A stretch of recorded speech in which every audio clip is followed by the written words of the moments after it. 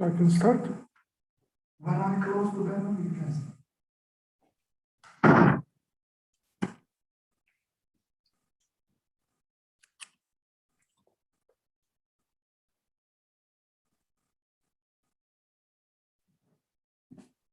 Okay, I think that we can start. We have already almost 100 participants logged in, so we will start, and I hope that more will join us soon, because we had more than 400 activated participants for today's event.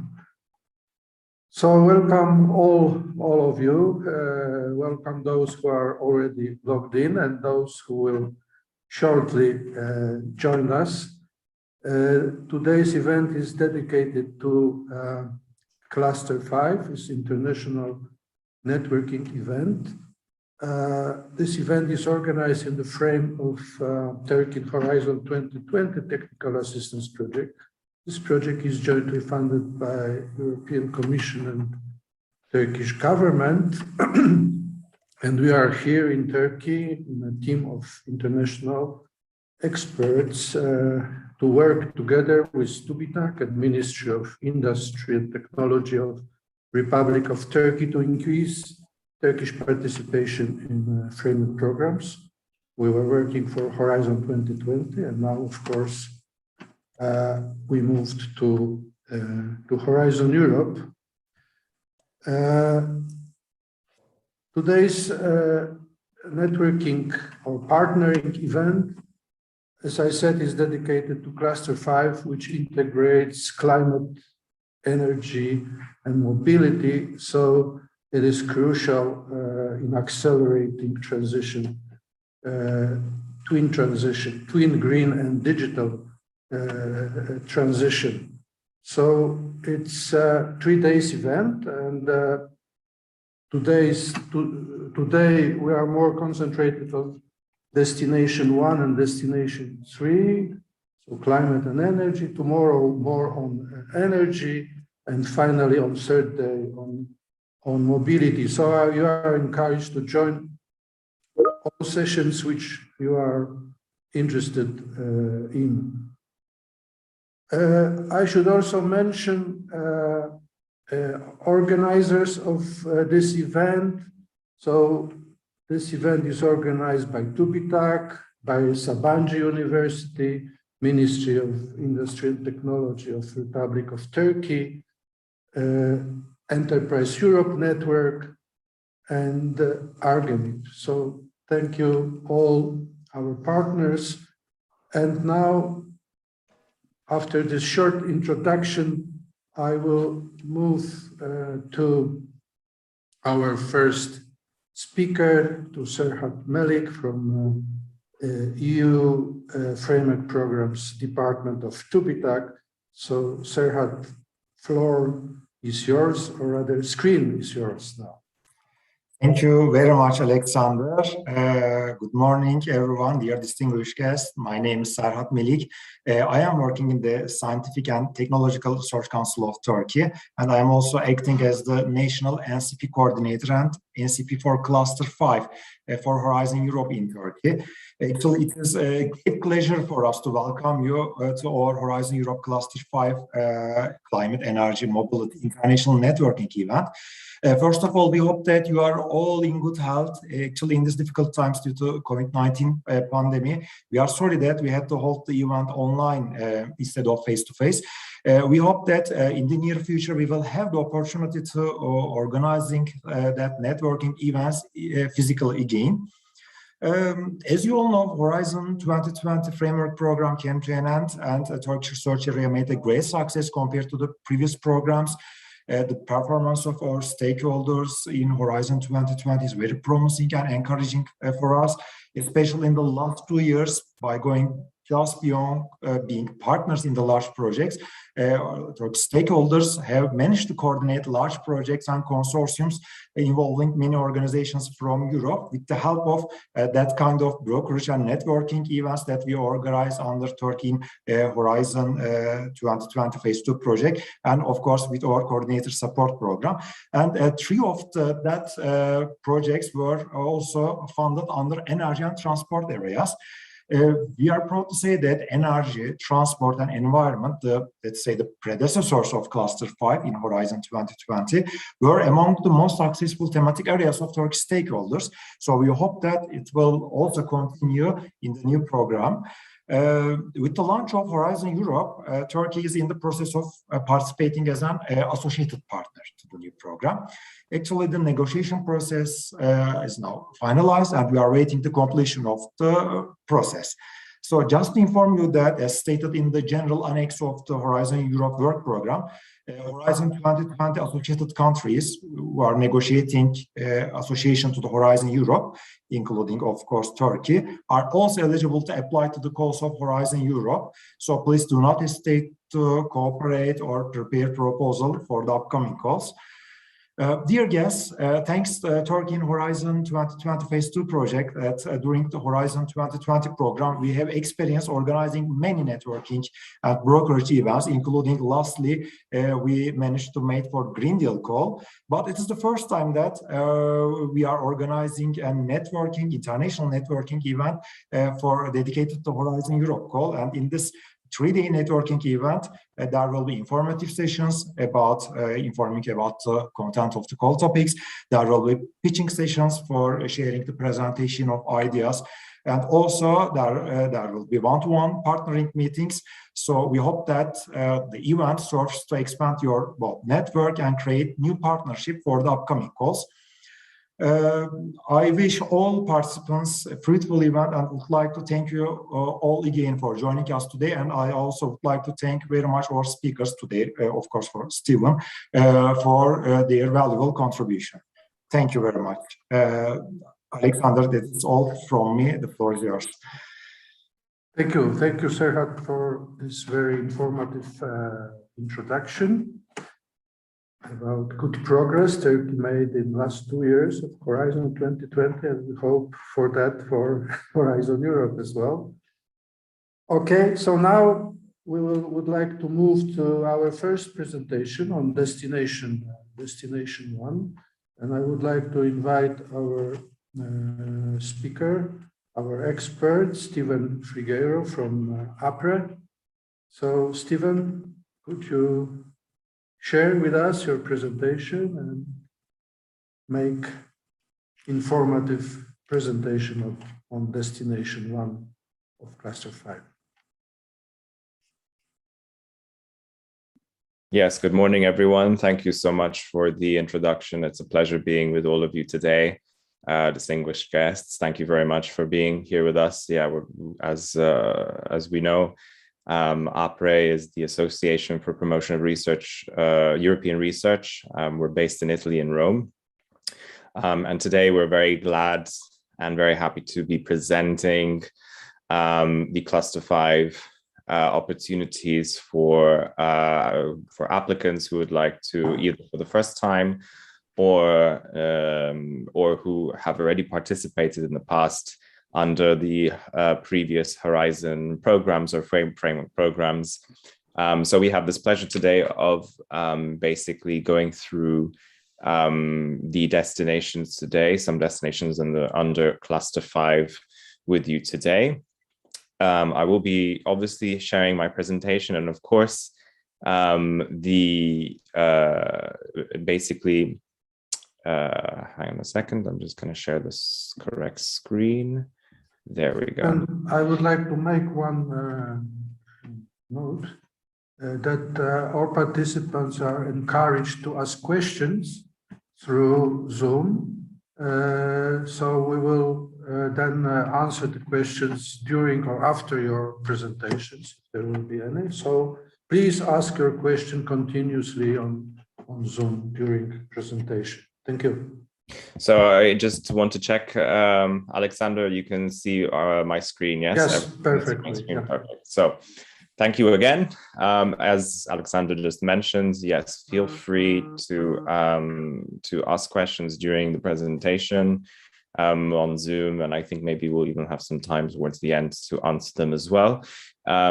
So again, we're very glad to be working with our colleagues today from Turkey. Of course, we as a network that works within Horizon, we are obviously in touch with all the other different agencies that work with Horizon. And of course, it is a very large network. So you would definitely have the support, not only from colleagues in Turkey, but your colleagues also from all over Europe, especially when building partnerships with other entities, hence why we also have the brokerage event.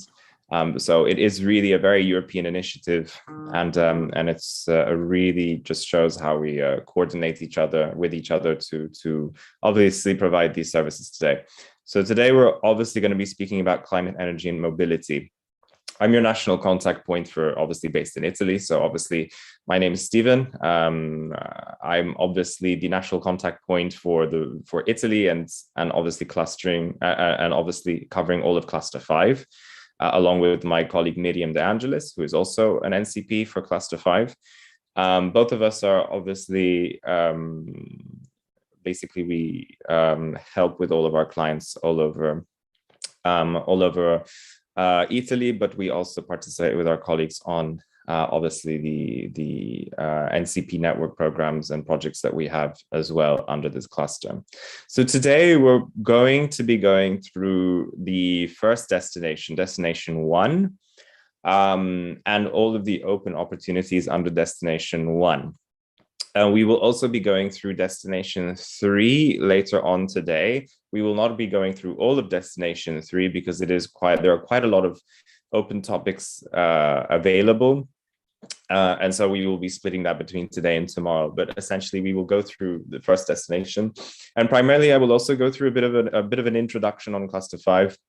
I will not go into too much of the merits and policy initiatives of the cluster, but I do want to give a bit of an overview of how we've come to this point in building this new, let's say, cluster, which is obviously different to previous iterations of the framework program. So as you all know, of course, Horizon Europe is the new funding framework program for research and innovation, starting from 2021 up to 2027. Obviously, we had a bit of a delay also due to the COVID pandemic with the start of the calls. But thankfully, we were able to launch it this year. We had already the start of the program with some open calls already.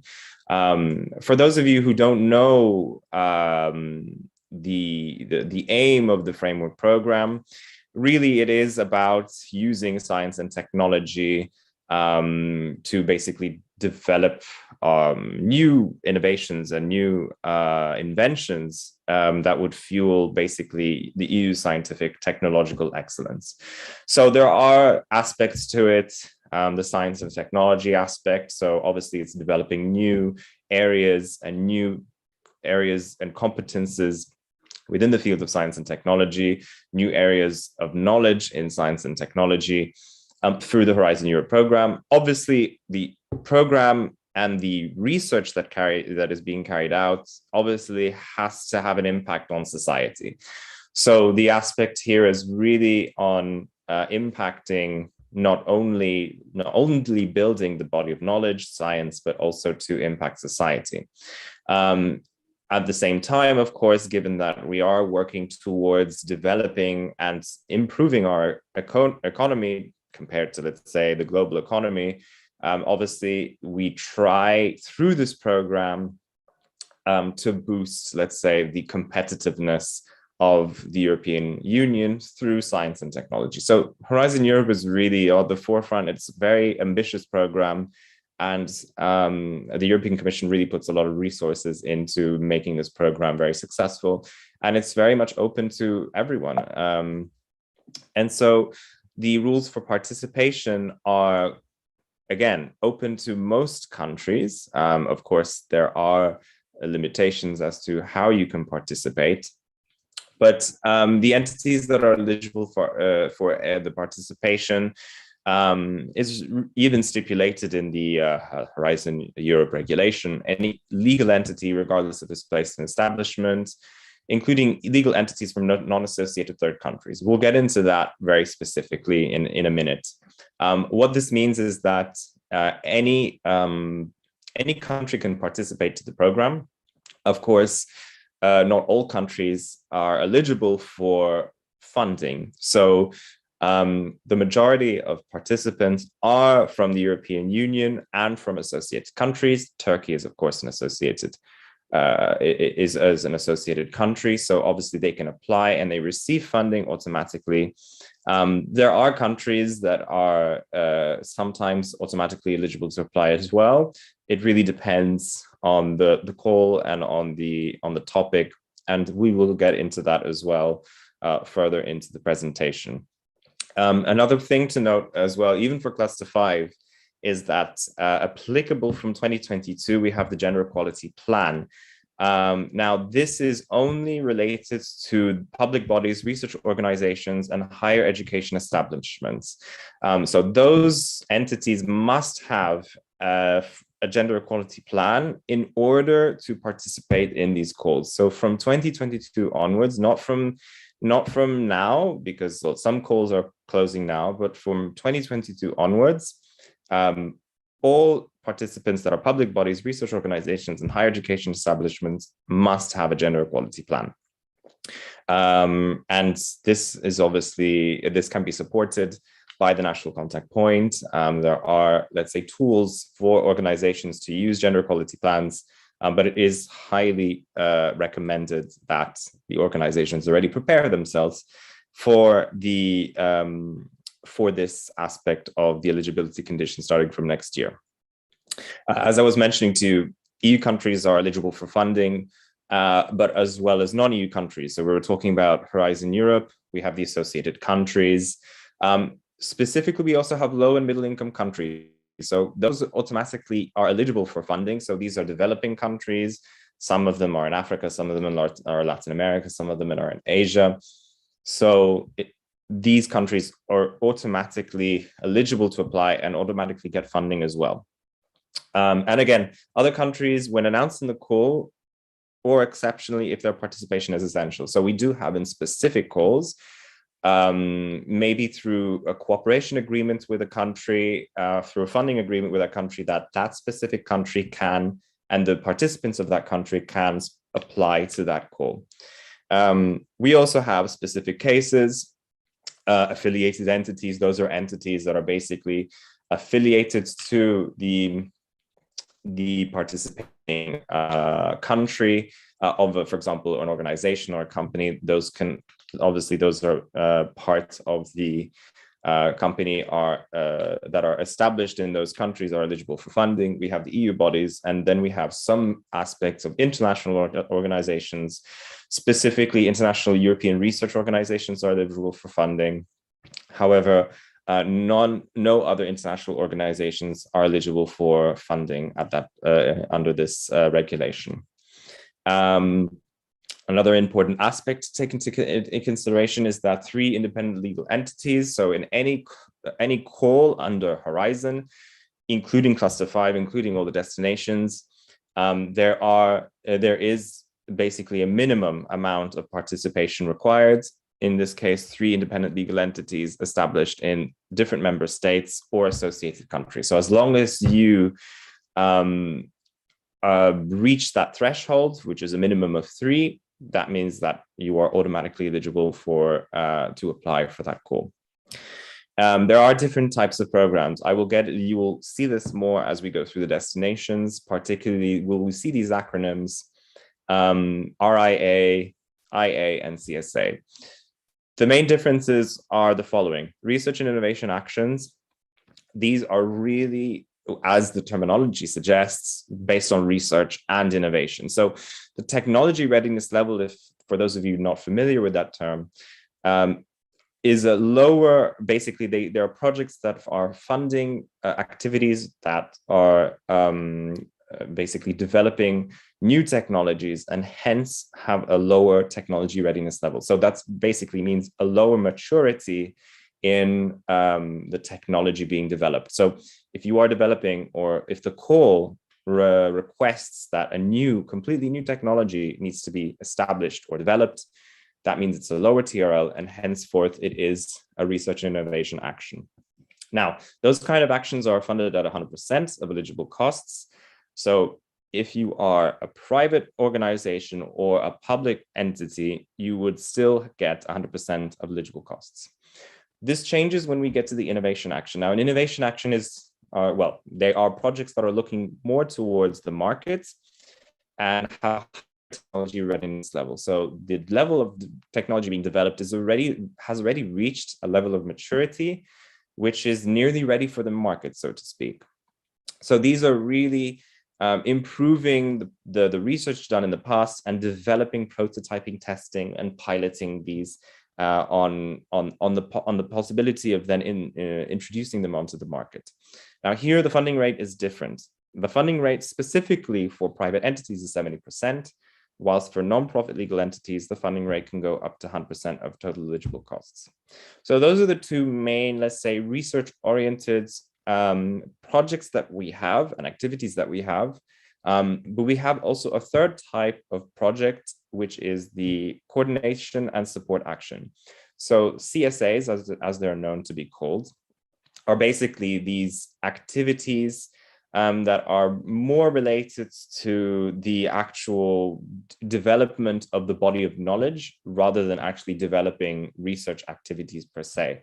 So these are kind of projects that are related to networking, awareness raising, coordination, and stakeholder engagement.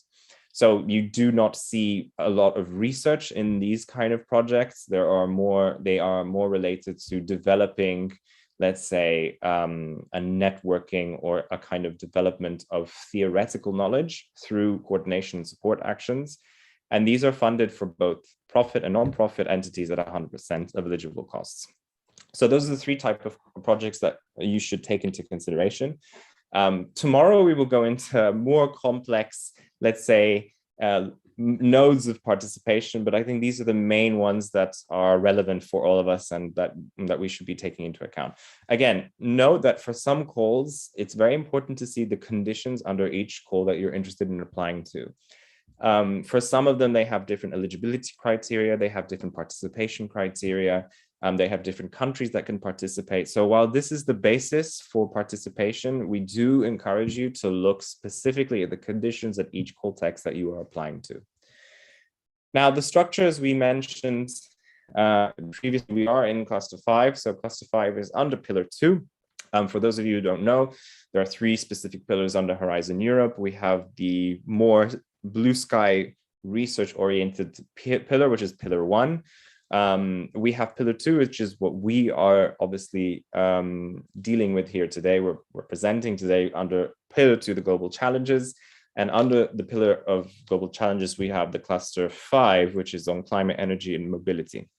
So the cluster that we're dealing with today really is part of a larger context within Horizon Europe, which brings into consideration also other actors and other elements and other forms of participation. So the way this has been structured encourages participants to participate in other clusters and into looking basically into a cross-fertilization exercise whereby a technology developed under cluster 5 could be potentially used under cluster 4, cluster 3, cluster 2, and all the other different clusters. So really cross-fertilization is really encouraged in this kind of context. And you will see also in a lot of different calls that different technologies or different sectors or technologies used in different sectors play a large role also in this in each of the different clusters. So again, you will see a lot of this, and we do encourage you to look beyond cluster 5 because again, there are a lot of activities that could be used in other clusters as well, specifically, for example, even in digital industry and space, where we have a lot of technology, digitalization technologies in different areas as well. I will not go through in pillar 3, but that's basically towards a more innovative Europe, and that's really market-based activities rather than global challenges as we see under pillar 2. And I'll go straight into cluster 5 now. Cluster 5, as you all know, it is the amalgamation of what has been previously the transport, energy, and climate work program. So previously we had the separation. Of these areas, and starting with Horizon Europe, they have been put together and they have been combined to create cluster 5 for obvious reasons and for obvious motives.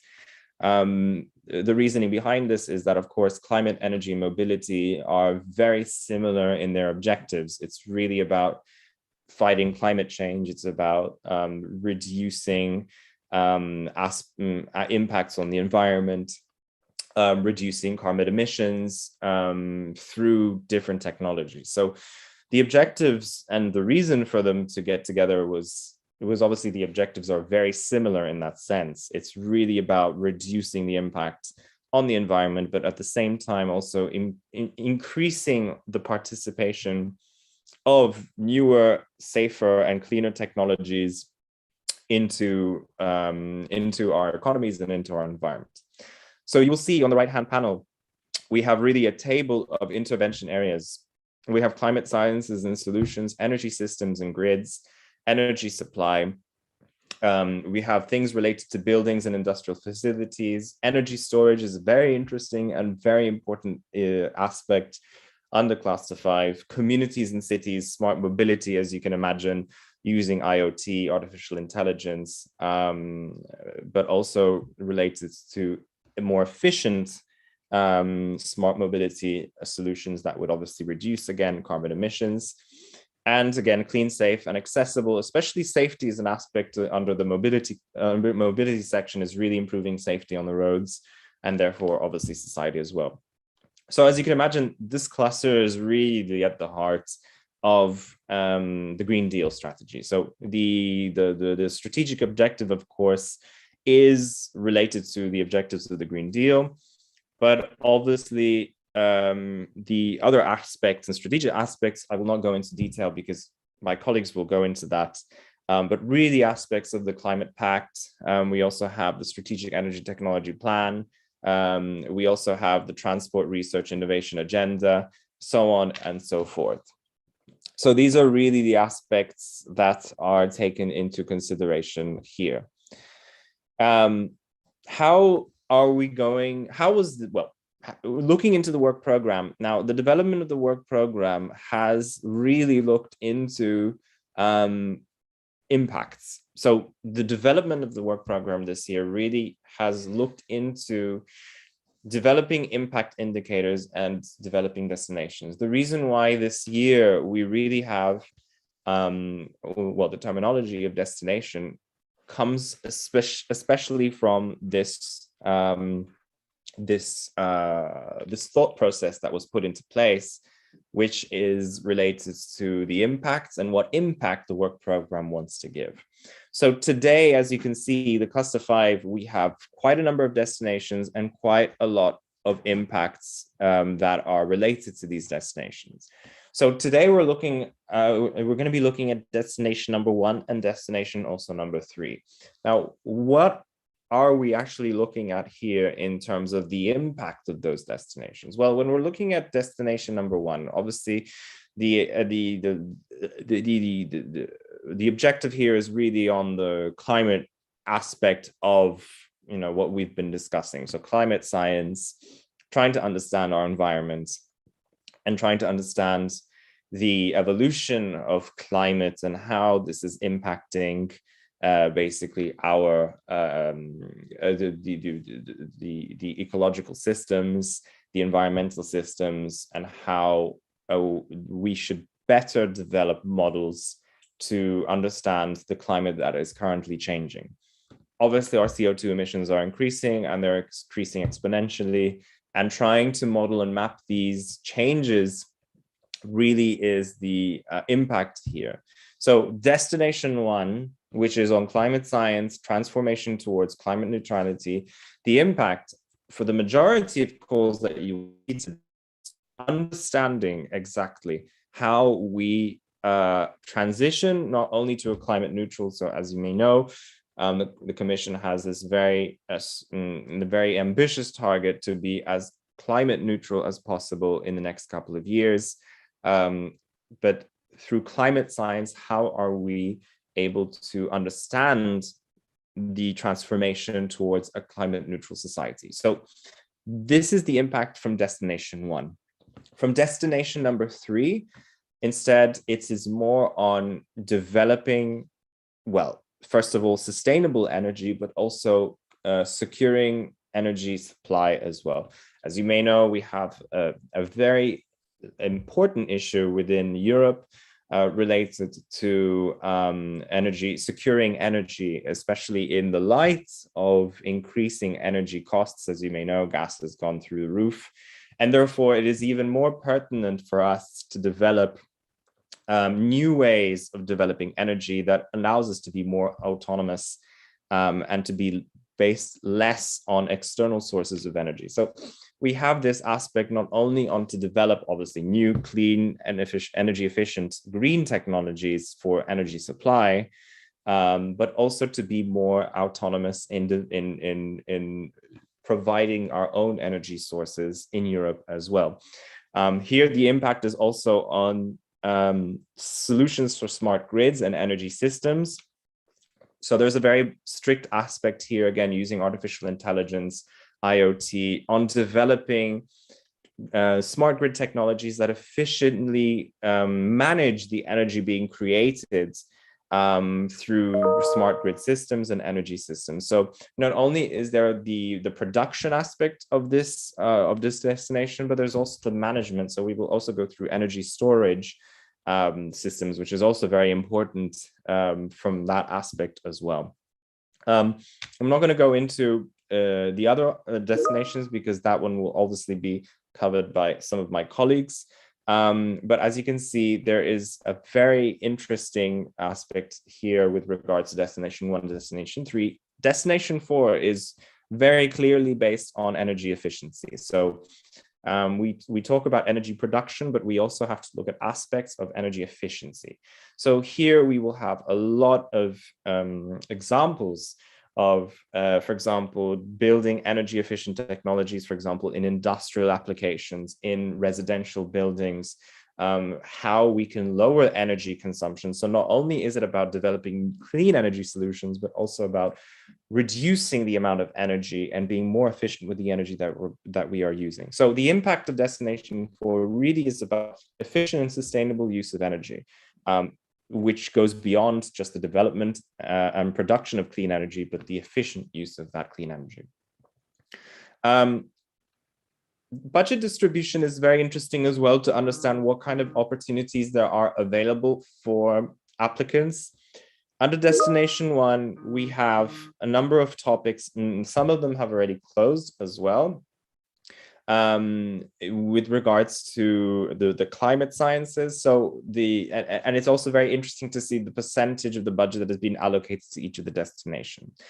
As you can see, the majority of the budget is under Destination 3. So we have a really 40% of the budget allocated to the work program under Destination 3. It is really a massive amount going towards the development of new energy supply. And it's very obvious to even see that from that aspect, because we have obviously not only different kind of renewable energy technologies, we have, for example, wind, solar, geothermal, different kind of technologies that are especially important for us to develop. And so this is really covering the whole range of renewable energy technologies under this cluster.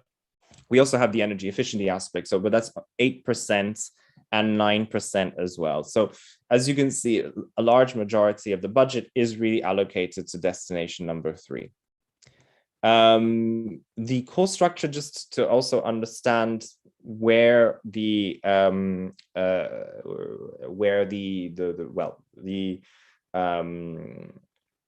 deadlines are for each of these calls. We have 1-stage and 2-stage calls as well.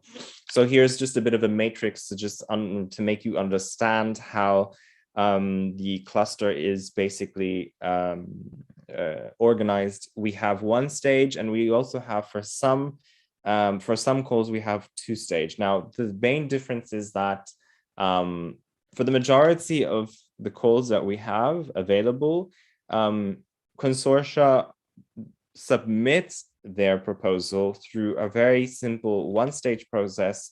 There's one deadline, and everyone submits their proposal by that deadline. That's the 1-stage process. The 2-stage process, which is not very common but does happen for some aspects of the cluster, is also a way to shortlist the best candidates to then submit their proposal under that specific call. So we have this for destination 1, which is a 2022 2-stage call, and that is under destination 1, topic 01. But then again, it is not very common to see 2-stage. It's usually 1-stage, and for the majority of calls, we have that for both in 2022 and 2021. A lot of the calls, well, obviously there are some calls that already have passed, but there are some calls that have already a new deadline coming up either in January 2022 and beyond as well. I will not go into this, but I will go through this towards maybe tomorrow's session. The Cluster 5 work program is the work program which is already available online. Naturally, there are other other aspects related to Cluster 5 that go beyond the work program. And that's basically the institutional partnerships and the missions. We will go through those tomorrow briefly, but this is just to let you know that the Cluster 5, let's say, objective is not tied just to the work program, but it goes beyond the work program into the institutional partnerships, but also to the management, to the missions as well. The expected impacts, I think, of Cluster 5, you can also see that we saw that as well in the previous slide through the destination. So again, through each destination, we have expected impacts. I highly recommend that for those of you interested in any of the destinations to go through the work program and specifically look at expected impacts of that destination, because essentially that's what you have to really aim for in terms of the objectives and the impacts of the work that you want to carry out in your project. So it is highly recommended to look into these expected impacts for each of the destinations, and these are obviously managed per se. Just to give a bit, just a last overview before we go into destination number 1. This is a clearer way of looking into the different destinations and how and what kind of topics you could potentially find in each of the destinations. Under destination 1, again, as I was mentioning before, it is specifically related to climate science. So anything related, any activity related to trying to understand our environment, trying to understand exactly what the climate is doing and what we can do to prevent certain actions happening under the environment and under our climate comes under destination 1. Destination 2 is more on batteries, it's on battery technologies, it's on breakthrough technologies, it's also on citizen stakeholder engagement, it's more on cross-cutting solutions. Destination 3 is specifically focused on energy supply. We're going to go through this today as well, not into all the details, we will go through some of the calls. But again, very clear, destination 3 is on developing new renewable energy technologies, energy systems and smart grids, as we were talking about before. Another interesting aspect is carbon capture technologies. This is extremely interesting and I think a growing sector, which you may have heard as well in the past, is the developing technologies in capturing carbon. The amount of energy and the cost related to carbon capture technologies currently is very high, and it is not commercially feasible to actually develop carbon capture technologies. But there are aspects of research and innovation where we would like to help this market grow. And it is a massively growing market where there are a lot of actors, venture capitalists, investors that are really going into this sector. So this is something also of interest. We will be going through destination 4 as well tomorrow, which, as I was mentioning, is more on the buildings and industry side, but related to energy demand. So we will look into aspects of how we can create more energy efficient technologies in our buildings and in industry as well. And how that really plays into reducing the energy consumption in, the 2 main aspects of where we live in today, which is our residential areas and industry, which is obviously very energy intensive. So destination 4 is really on that aspect there. I will look into this as well very briefly. Basically, it's again to look to really home in on this point, which is that some of the topics and some of the projects being financed under Cluster 5 are also being funded under the partnerships as well. So again, we highly recommend to look into other specific partnerships that potentially have other topics as well that are of interest. We have the partnerships on batteries. We have also the partnerships on Built for People. Again, that's based mostly on industrial design and building energy efficient structures. And we also have the partnerships on road transport, waterborne transport, but also on mobility as well.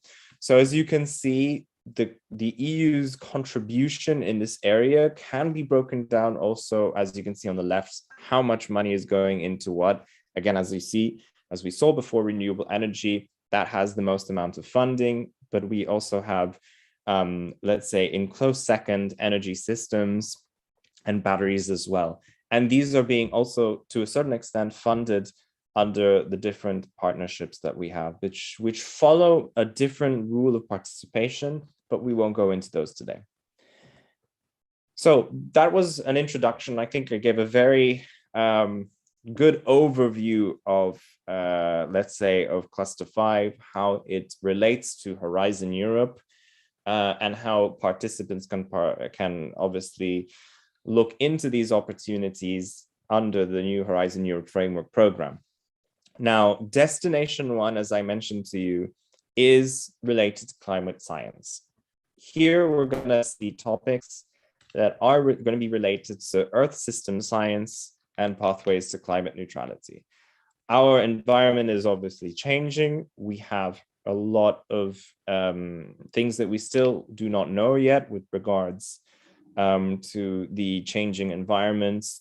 And for that to happen, we need to create new models in understanding our climate. We need to understand and we need to anticipate what potentially can happen to the environment with different aspects and different factors into play. So modeling climate science is one of the main aspects here related to this specific cluster. And really it is using also technologies such as artificial intelligence, digital technologies, big data, machine learning. These are things that can help us achieve, let's say, these objectives in better understanding our climate. Now, as I was mentioning before in my previous slide, the context of cluster 5 should not be taken in itself and within itself only. Cluster 5, participants interested in cluster 5 should also look into other clusters, such as, for example, cluster 6, which is focused on more environmental aspects of research and innovation. Now, cluster 6 is interesting because, again, it also looks into climate change mitigation adaptation within its topics and core structures as well. It is more focused on the environmental issues. It is more focused less on the energy and let's say production of energy and energy efficiency, but more on the impact it has on the environment, the ecological systems. And here really the things that come into play are related to climate adaptation and climate mitigation. Those are the two real key words in climate science that we talk about. How do we adapt to the changing environments? That's climate adaptation. It could also mean disaster risk reduction. It could mean planning ahead to reduce forest fires. It could be anything related to understanding whether forest fires will happen or not, or whether or not rising seas will impact coastlines in coastal areas. So there are aspects in Destination 1 which play into the synergies with Cluster 6 as well. So I do highly recommend that you look into the different opportunities under Cluster 6, because they obviously look into aspects related to the environment, which are part of how the climate is affecting our relationship with the environment as well, and really about developing new solutions, adaptation, climate mitigation, adaptation solutions here. But again, Destination 1 is really about modeling climate science, trying to understand how the science behind the change in the climate. The expected impact of Destination 1 is interesting because it really looks towards advancing the body of knowledge. Again, we want to improve our understanding of climate science, and we need to do this through using different technologies. So really, in order for us to transit or to effectively transit from a carbon positive to a carbon negative society or carbon neutral society is through understanding the climate science behind it. So again, we will see a lot of topics here related to Earth system science, pathways to climate neutrality, but also climate change adaptation. We will see also aspects even related to Earth observation. So again, interestingly enough, previously we had obviously the work program on space. Now we will have aspects of space within this destination where we look into obviously providing aspects of climate science through observation technologies. Copernicus is obviously a very important aspect here of climate science, as Copernicus is using its technology and understanding changes in our environment. So that's one example of how different technologies that are outside of the usual realm of technologies, such as Earth observation technologies, can help us improve our understanding of climate science. The impact here is obviously substantially reducing, let's say,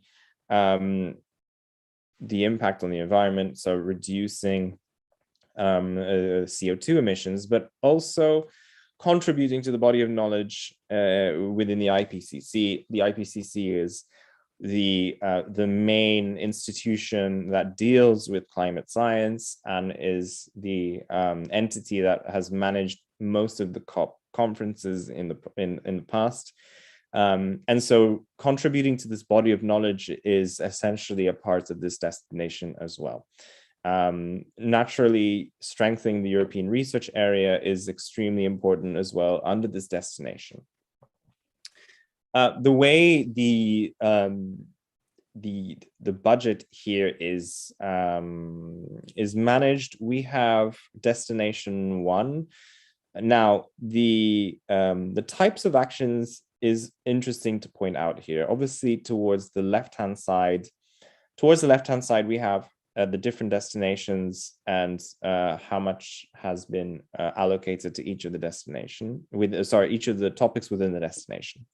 On the right-hand side, you can see that we can observe actually that the majority of actions are RIAs. Now, we had a look at this in the past in our previous slides. Research innovation actions are related to improving or developing new aspects of our bodies of knowledge. And really, that's the main aspect here, is we're developing new knowledge. So the majority of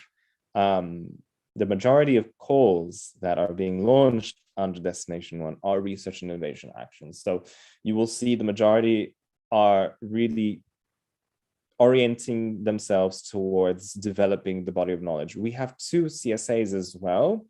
Again, coordination and support actions, which is more related to developing that aspect of networking and coordination between different research institutions and actors that work in this field. I will go straight into the destinations. I will not go into too much detail of each of the topics under the destination. The most important thing here is to understand, first of all, how to read the work program as well, also in terms of the opening and closing of each of the different calls. Now, it is important to before going to the left-hand side of the topics, and I will go through some of these topics to give you a brief idea of how what are the expectations of each topic. Let's turn our attention to the right-hand side. The right-hand side, now, for participants, you can obviously reach out to the Funding and Tenders portal, which is the online portal where the European Commission publishes all of the calls. On the Funding and Tenders portal, you can search for each call, and even through keywords, you can find a specific call of interest.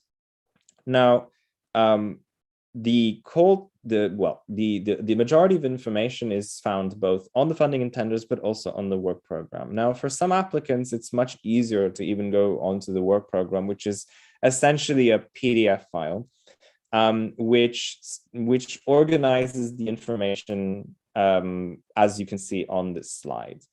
Now, if we have a look on the table here, we can already see the number of projects that will be funded under each of the call.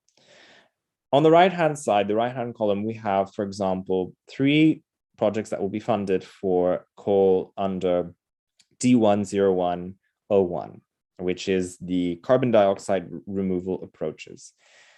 This, we already see that a budget has been allocated to this call, 21 million. And already the European Commission has an expectation of how many, or at least the budget for each project will be around 7 million. Now, this isn't obviously set in stone. What I say by this is that obviously there are variations into how the Commission evaluates proposals. You might find, for example, 4 proposals, very high quality proposals being submitted that require a lesser contribution. So they might, for example, require 5 million euros instead of 7 million euros, and all 4 projects are funded. Now, obviously, we don't really have an understanding of what the others will be submitting. and how many projects will be funded. But it already gives you an indication of the ceiling of where to look into when developing the budget for the proposal that you intend to submit for. And really that is helpful in a sense that as a coordinator, I know already what is the maximum limit I have for that specific call. And if I can also go below that. Now, there are there are exceptions to this rule whereby a consortium might even request more than the expected EU contribution. Obviously, the proposal has to be of highest quality in order to request an amount which is more than what is being expected for the for that specific call. So it isn't uncommon to find proposals that request more than what is being stipulated under the work program. But the proposal has to be of highest quality. There has to be a strong a strong proposal which really ticks all of the boxes when it comes to the to how the proposal is evaluated. We will go into that tomorrow as well, looking into the evaluation criteria. Beyond obviously what we just did today, which was on the eligibility and admissibility conditions. But this is to take into consideration, to take into mind. Now, another interesting thing to see from this table on the right-hand side, I know everyone's looking maybe at the left to see, oh, what topics are available, but this is obviously all public and everyone can have a look at that. Is the opening date, which is extremely important, and the deadlines. Now, today, and I've obviously looked into only the calls that have a deadline beyond, let's say, this year, as a lot of the calls are already closing or they're closing tomorrow. So I avoided inserting those in this slide for use, or for simple use here. On the right-hand side, you see an opening on the 12th of October, 2021. That's an interesting and relevant information to have there, because there we know and we can prepare ourselves to the opening on the 12th of October. That what that essentially means is that that on the funding and tenders portal, you can already submit from the 12th of October onwards. This does not mean that you cannot start working before. Now, a lot of consortiums, a lot of entities already start working months before the opening date. So do not wait until the opening. The opening is just an indicator of when the platform will open for the proposals to be submitted. Consortia, especially for those let's say for the calls that are launching later in the year or towards next year. As you may know, as you may appreciate, the work program is published beforehand and already has a projection, of the calls that will be launched in later stage. It is not uncommon to see consortia already developing their proposal in 2021 for something that will open in 2022.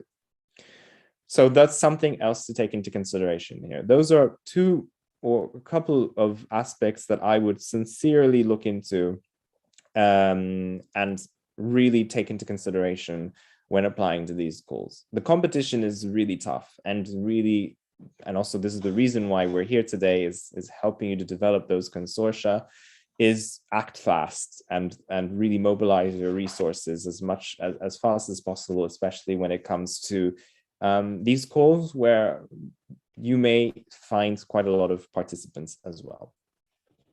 Now, those are the main things to look into with regards to this table. The number of projects expected to be funded, the expected EU contribution per for the actual call, and the budget, the total budget. So those are really interesting and important aspects to look into, the opening date and the deadlines as well. As you can see here, this is one of the very few that have a two-stage process. So you will have a deadline.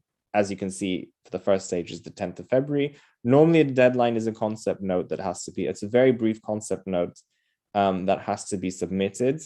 And it's not the full proposal. Whilst the last stage, the second stage, is the 27th of September 2022. So that's where the full proposal will be submitted. But again, it's not common to see this. And for this specific call, we have that. Going more into the topics, the calls that we have under this topic, D101. So the first one is about carbon dioxide removal approaches. Essentially, here is basically the projects here should identify specifically an extended range of nature-based and technical carbon dioxide removal methods, analyzing and basically analyzing, characterizing them in a consistent and transparent assessment framework. And those are really the kind of things to look out for under that topic, under that call, sorry. The second one is on socioeconomic risks of climate change in Europe. Here, the scope is to improve the understanding of the nature and extent of physical risks from a changing climate and their integration into socioeconomic implications of Europe in 2030, 2050, and beyond. Under the third call, it's again social science for land use strategies in the context of climate change and biodiversity challenges. Here, we're trying to look at the factors behind land use, how they can be best oriented towards efficient and efficiently responsible policy measures with regards to using land use strategies in view of climate change and obviously environmental challenges as well. The fourth one is more, again, on understanding really modeling of the earth and modeling of climate, as I was mentioning before. The call here is really about, so we have two here which are very similar: verification and reconciliation of the verification of climate forces and the development of high-resolution Earth system models. So in both cases, it's really modeling the Earth and climate model systems, and this is creating the climate change projections. Under the topic, the call 03, instead, we have understanding the integrated assessment models in the support of climate policy. So developing models so that we can make better climate policies for policymakers as well. So it's understanding, again, going back towards the models that we have currently and trying to improve the models that we have, but not only creating an improvement of those models, but developing policies and models that will help create policymakers with better tools to help them create better policies, climate policies. So this is more oriented towards the policymaking aspect of the specific, of using science-based policymaking, essentially. 04, call 04, is supporting the formulation of adaptation strategies through improved climate predictions in Europe and beyond. So the aspect here is about the climate projections with regards to climate adaptation. And really it's about seasonal projections, understanding the seasonal projections and trying to improve using models, specific models to improve the quality for our society and beyond. And this is mostly focused on climate adaptation. On 05, we have an interesting title: Let Nature Help Do the Job. rewilding landscapes for carbon sequestration, climate adaptation, and biodiversity support. So really here, we're trying to understand specifically ecosystems, how we can use ecosystems, help contribute to carbon sequestration. I mean, the environment itself has obviously immense potential when we're talking about reforestation, when we're talking about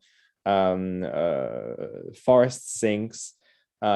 Those are aspects or examples of how environments can help to carbon sequestration. We have a lot of programs even under the United Nations, the RED Plus program, which goes into aspects of carbon sinks.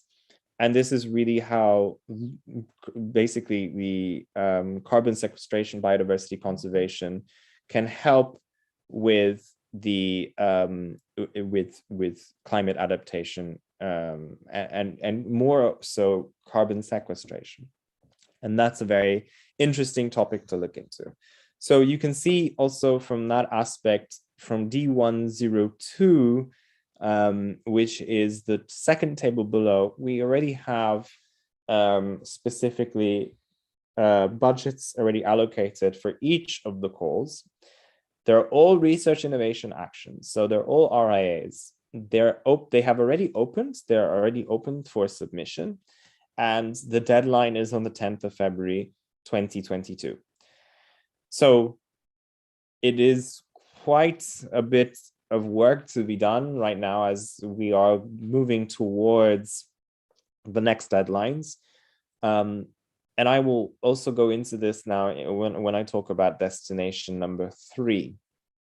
And also, again, here we have a clear indication of the number of projects that will be funded under this specific destination. And it's interesting to see how many will be funded. And a good amount of them are funded. Now, why do we have so many different projects, you ask? Well, everyone has a different, no one has the right answer to this specific challenge. That's essentially the point here. When you see 3 or 2 or 3 projects to be funded, it is an opportunity in a sense that there is obviously less competition from a proposal point of view, as you're not combating against, let's say, other projects, but it also really lends support to the objective here of proposing different solutions for the same challenge. So not one challenge or not one solution is the right answer for that challenge. What the Commission wants is a really well-developed proposal that really goes towards that objective of that specific call. So it is an interesting opportunity, and I really highly recommend that, again, that participants look into, especially those calls that have a high number of projects to be funded.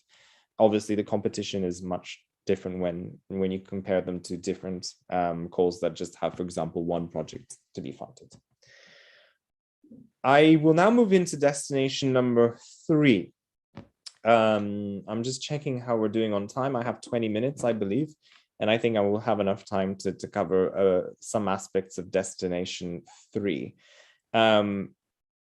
So here we're moving away from the... You have more time, Stephen. You have more time. How much time do I have, sorry? We will finish at 11:15. Quarter past 11. Okay, bit more. Okay, quarter past 11. Okay, we'll save some time also for some questions, because I did give quite a lot of information as well. So we'll give some time as well to answering questions as well.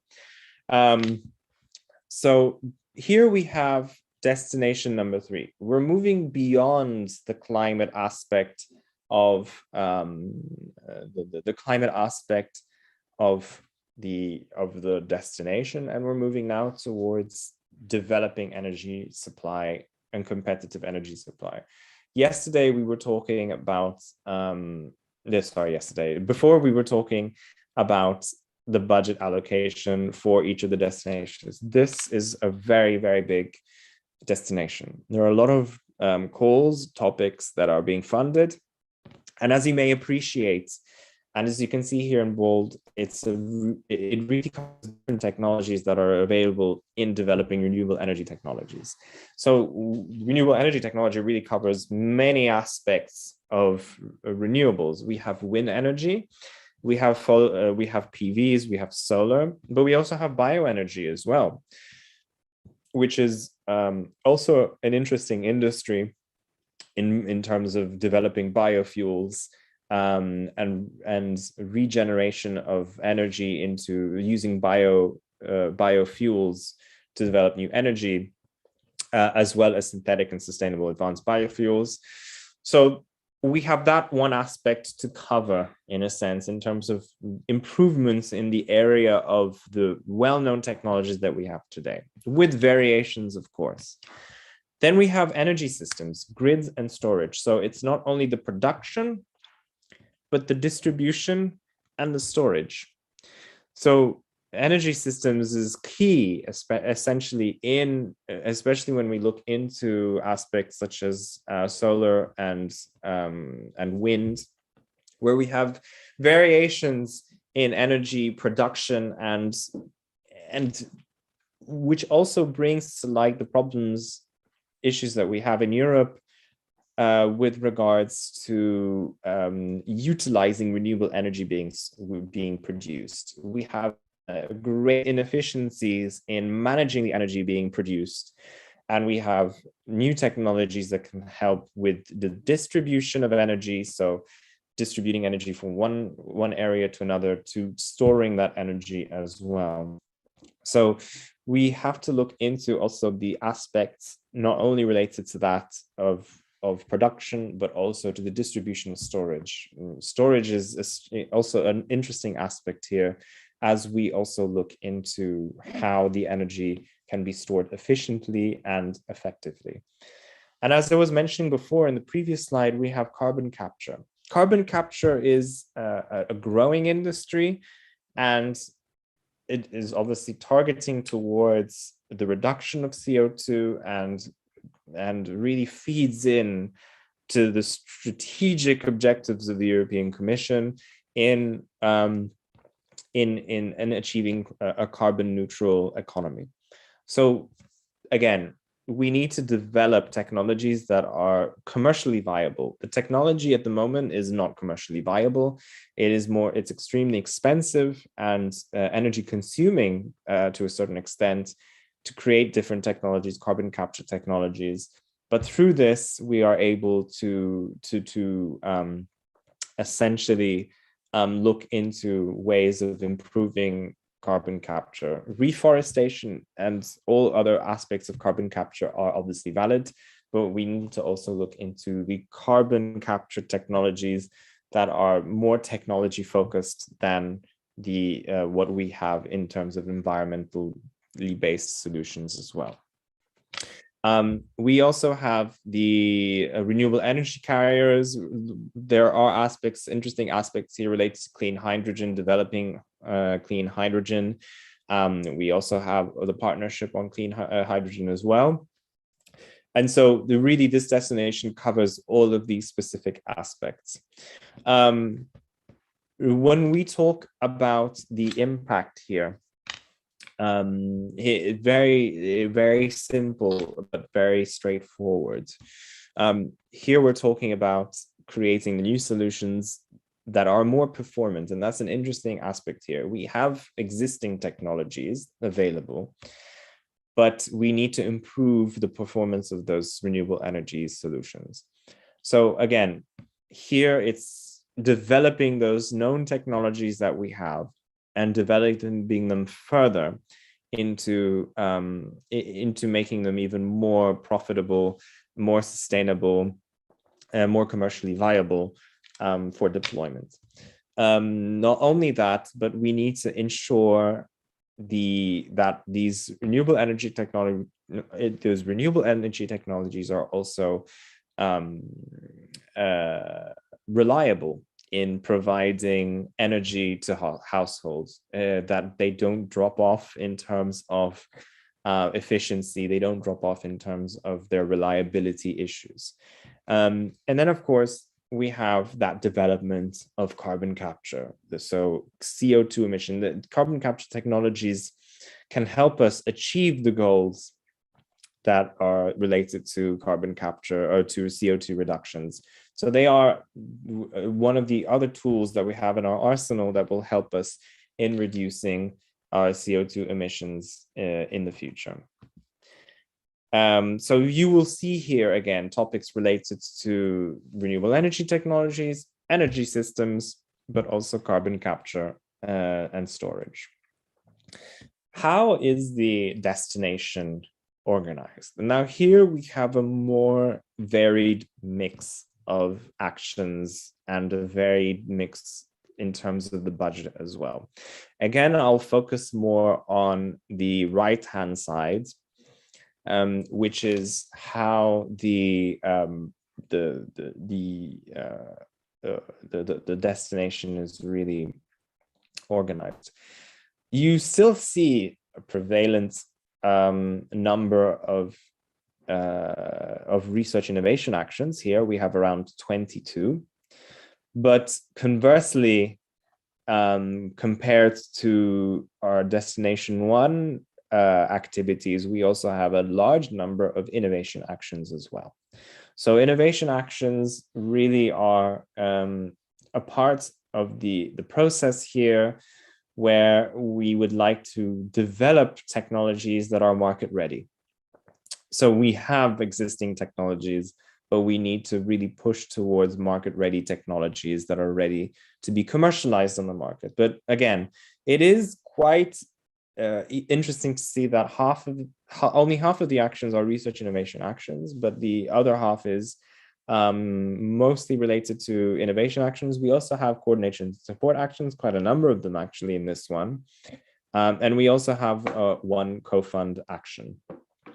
You see on the left-hand side, the budget, again, for the different destinations, how they are pretty evenly, for each of the topics, pretty evenly distributed as well. So I will not go through into all of them today because we have quite a number of topics to go through. Before I jump into this, I'd like also to look into the right-hand table again here. Now this one, these are all basically topics, calls, excuse me, that will have a deadline on the 5th of January, 2022. We have, as you can see, a number of innovation actions. We have CSAs, we have research innovation actions as well. And as you can see, we have an interesting distribution as well on the number of budgets that will be financed under this one. Now, as I was saying before, you will have calls that have 5 topics that will be five projects that will be funded, but you also have those that are just 1. Now, these ones are mostly the CSAs, as you can see, but there are also some of them which have a large number of CSAs, as you can see there, which is number 15. Where you have 10 projects being funded. So there's really a very large variation here with regards to the number of topics being financed. But be careful, especially when submitting those projects which only 1 project will be funded. The competition will be tough. I would definitely look into those ones. So I would be definitely taking a bit of caution with regards to, for example, D30209, which is an innovation action where only 1 project will be funded and the total budget is 15 million. So there are specifically targeted ones where only 1 project will be funded. And there are other ones that are more or less equal in terms of the distribution of funding. So again, take that into account when developing your proposal, because it is also important to understand how the competition will also react. Another thing to take into account here again is that given that there are different projects and different proposals, it is not uncommon to find a partner within a consortium participating in different consortia. It is not, it is allowed to have partners in a consortium, not the coordinator, but the partner in a consortium to participate in different calls. It is completely accepted. Coordinators can also do it, but it's not very well seen by the Commission, let's put it this way. But usually you will also see, especially when you want to increase your chances, you may want to jump on board with someone else. But again, it's a very fine line, and it's very important to know that it's not easy, especially if the coordinator is aware of this. It doesn't help with the relationship building, let's put it this way. I will go through the topics here under Destination 3 very briefly, because I do want to give some time for questions. So the first one is, again, D30201, demonstration of wave energy devices to increase experience in the real sea condition. Now, this topic is an innovation action. One will be funded here. So again, as I was mentioning before, be careful when covering these kind of projects where only one will be funded. And especially as, well, the consortium size here is quite large. With a 15 million euro project, you will have quite a number of participants participating as well. Again, there's no limitation to how many consortium members can participate in any of these calls. But be aware of that, that it is quite large to coordinate something like that. D30202 is sustainability and educational aspects, renewable energy and renewable fuel technologies. As you can see here, this is a CSA. So the CSA is more about, less about the research, more about knowledge building and sharing. And as you can see, this is a CSA. 4 will be funded under this CSA. Which has a total budget of 10 million. So each project will be around 2.5 million. That's something to take into consideration. The third one is market uptake measures of renewable energy systems. Again, it's another CSA. It's really looking into the different ways of how markets can improve the commercialization of renewable energy technologies, looking into different ways of how or the different channels that renewable energy systems can basically be financed through the market. D30204, novel tandem high efficiency photovoltaic technologies targeting low cost production with earth abundant materials. This is a research innovation action, and it's quite large in terms of the total budget, but each budget will be limited to around 5 million. And here it's really about improving the efficiency of PV panels and improving the production costs of PV panels. D30205, energy sector integration, integrating, combining energy systems to cost optimize and flexible energy system of systems. Again, we're talking about how energy systems are managed. This is more about cost optimization and flexibility systems within this specific call. It's mostly related to marketable activities. So it's, again, more on the commercialization side of things. And again, it's about, it's an innovation action, in fact. So you will see around big projects here, but again, towards really, and you will see really a good number of commercial partners. That's also another thing that I would also want to say. Innovation actions really would like to see the participation of private sector. I mean, if I am an evaluator and I would like to see, if I'm funding an innovation action, I want to see that the market is willing to take the project onto the market or to the technology up to the market. If you already see that within your consortium, you have a high number of research organizations in an innovation action, it's a bit of a tricky situation, that one. You would really need to show how the research organization is really, or the abundance of let's say research organization actors are are really going to help with the innovation action side, which is the commercialization, the exploitation of the technology. That's something that I just wanted to take into account. We have D30206, increasing energy system flexibility. Again, this is more related towards how DSOs, TSOs, basically distribution systems and transmission systems are, they work with, let's say, the flexibility of different renewable energy sources. Again, it is an innovation action. D30207, it's about, again, reliability, resilience. We know about, well, issues related to risks. It could be environmental issues, could be, you know, strong windstorms. You know what happened in Texas. That's exactly what we're looking into here. D30207 is really trying to make the grid as strong as possible with regards to, especially in view of those kind of systems. But also from a technology point of view as well. We have cybersecurity issues as well in this topic.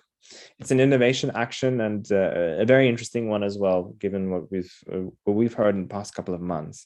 We also have something similar here, but more on the technical aspect, on D30208, electricity system reliability in terms of the high voltage DC designs. We have D30209, demonstration of superconducting systems and L pipes. We have D30210, which is the demonstration of advanced power electronics for application in the energy sector. I think the title is clearly towards using that, using power electronics for the energy sector. It's very self-explanatory. The D30211 is reinforcing digitalization related know-how of local energy ecosystems. D30211 is the CSA. So again, you can see in these kind of topics, it's about maybe improving the knowledge, communication, dissemination. Those are the really important aspects of these kind of projects. So in this one, it's obviously improving, you know, we have specifically also within the European Union, at least, digitalization is key to energy transitions. It's also part of the Horizon Europe strategy. Digitalization is key, and in order to further push to push our transition to a climate neutral economy, we need to also improve the digitalization of certain technologies. So local energy systems need to be aware of this, and therefore this is really the aspect of this call. D30212 is another CSA. It's the integration of carbon capture mechanisms in hubs and clusters. And it's very interesting there as well, because it's, again, it really is the improvement of how carbon capture technologies can be integrated within specific, let's say, tasks and technologies there. Cost reduction of CO2 capture, again, we're going to carbon capture technologies here as well. We have D30214, which is supporting the activities of the European Geological Services. And then we have D30215, which is supporting the activities of the ETIPS and technology areas of the SET plan. Both of them are CSAs. One of them is being funded, around 10 projects are being funded, but each project is just 1 million. Whilst the other one, only one project. So you see a very big difference there in how projects are being funded. One of them is a CSA, 10 of them will be funded. The other one is just one, and it's 20 million euros. So again, you will not see, you will see really various combinations of how budgets are allocated and for each type of project.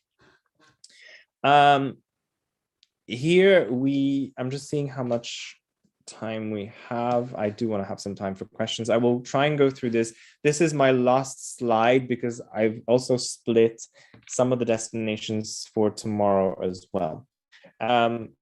T30301 is the AUE Water Energy Food Nexus. Basically, the call text here is really developing, some of you may know, Water Energy Food Nexus. There are specific models developed that help us build new infrastructure. So when we're developing a new, it could be a new hydropower plant, it could be a new PV plant, models are being used and created in order to understand how this impacts the water energy food nexus, which essentially means how does it impact agriculture? How does it impact the community? So it's a very social oriented modeling system.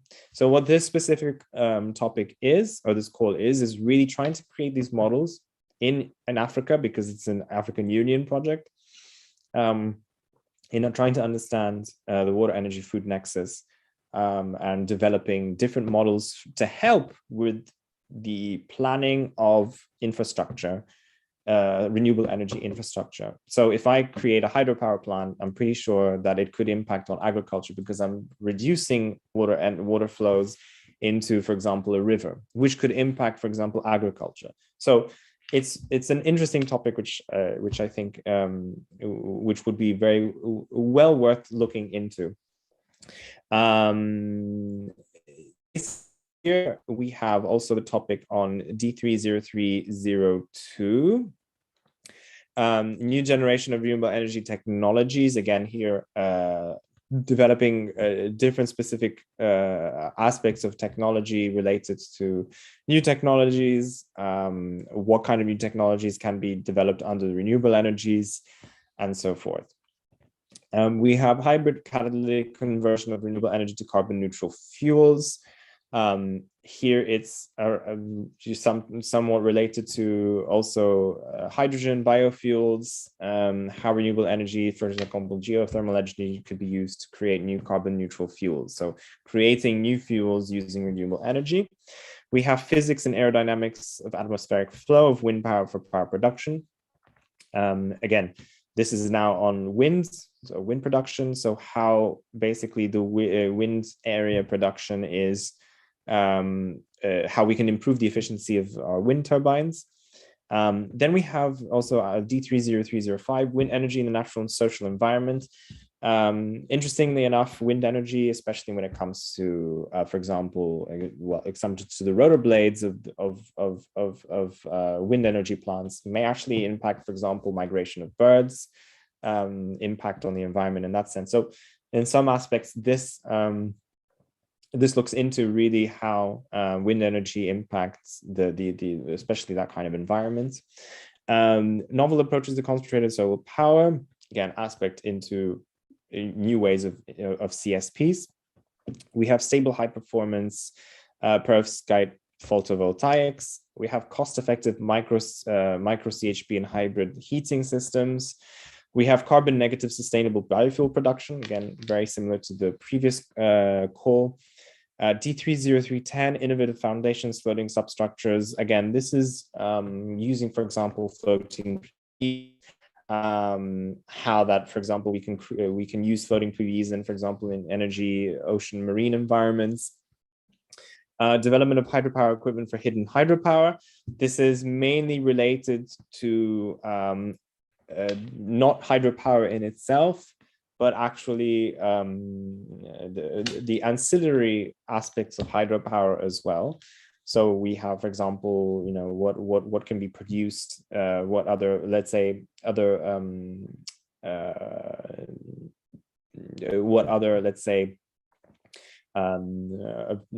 technologies can be used that could use hydropower, using hydropower, and that's the hidden part of hydropower. So it's essentially what it is about. Innovation of floating wind energy deployment, again, self-explanatory. Demonstration pilot lines for alternative innovative PV technologies.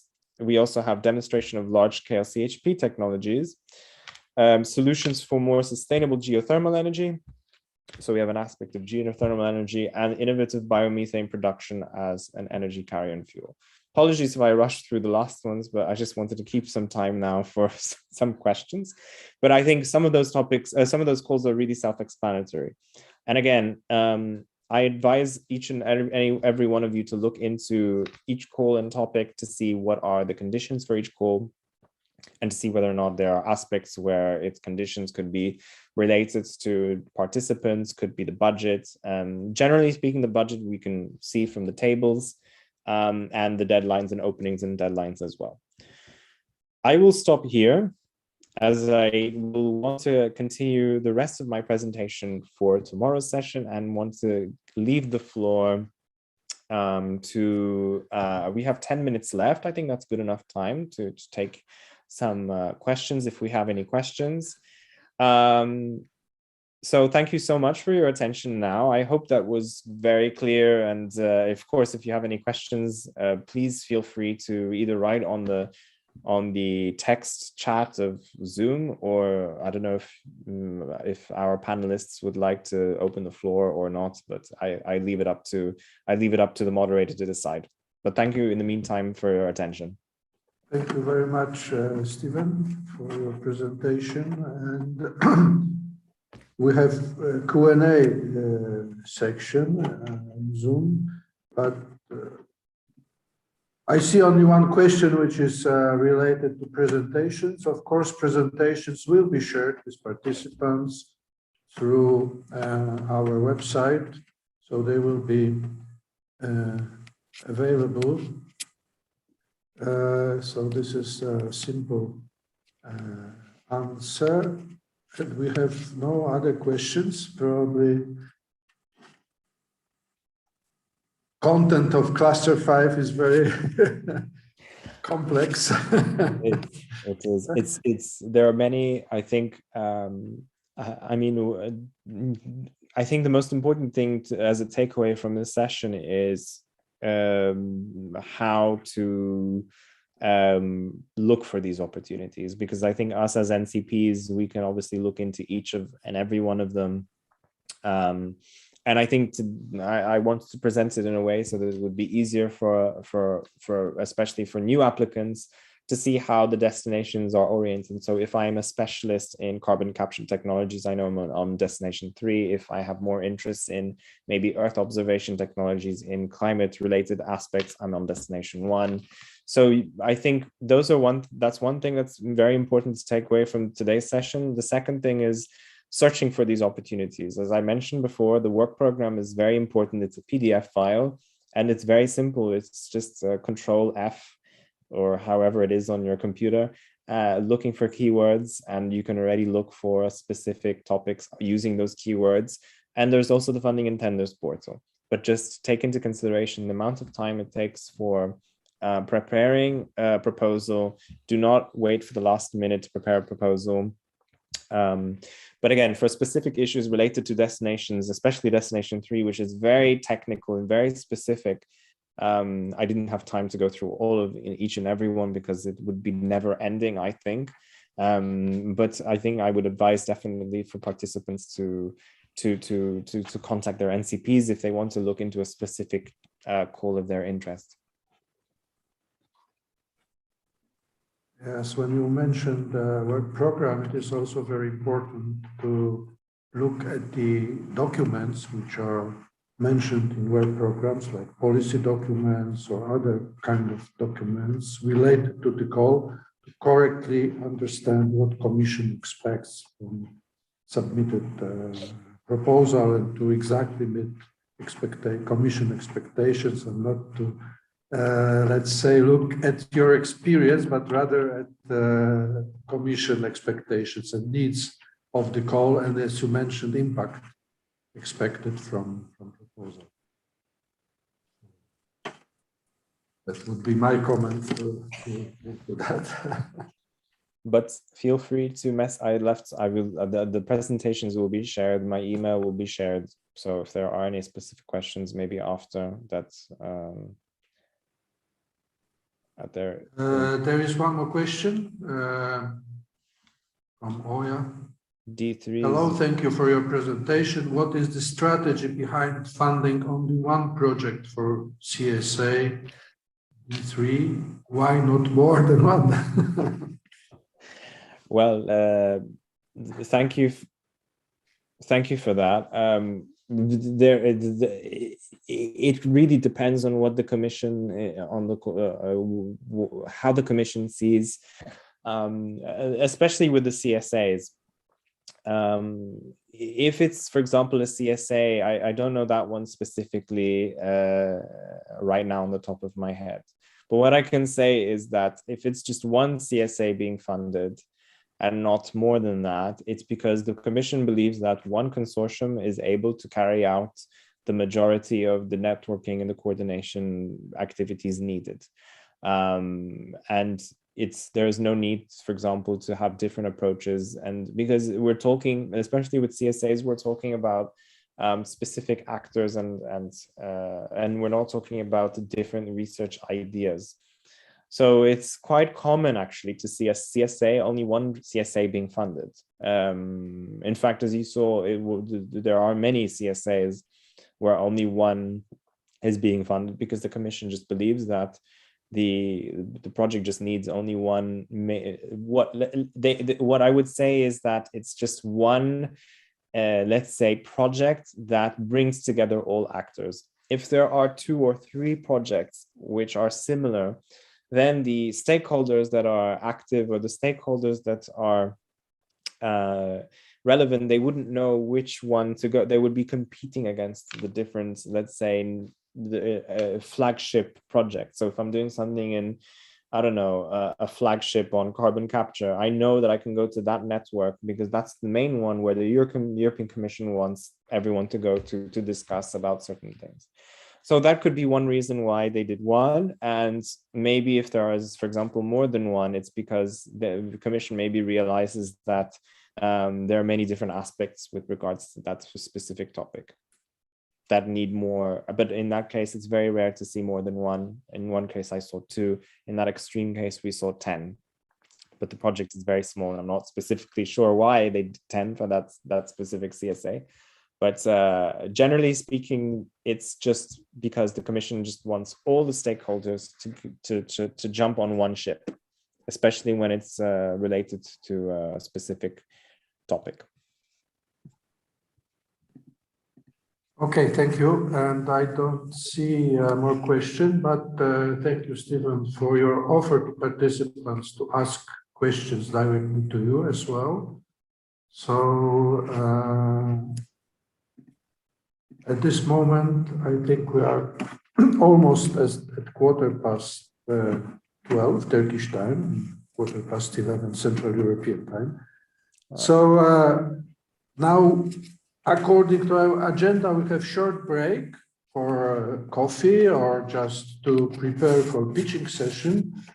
And sharply at 11:25, we will reconvene for pitching session, since we have 11 presentations announced. So to be able to have them according to our agenda, we have to start sharply at 11:25. So 10 minutes break, and we will reconvene shortly and see you at pitching session. Thank you, everyone. Thank you. It was very nice. And I hope to see you as well tomorrow as well. I remind everyone that tomorrow the session continues with me as well. We will continue tomorrow, right, with you. Bye. Thank you. Thank you very much.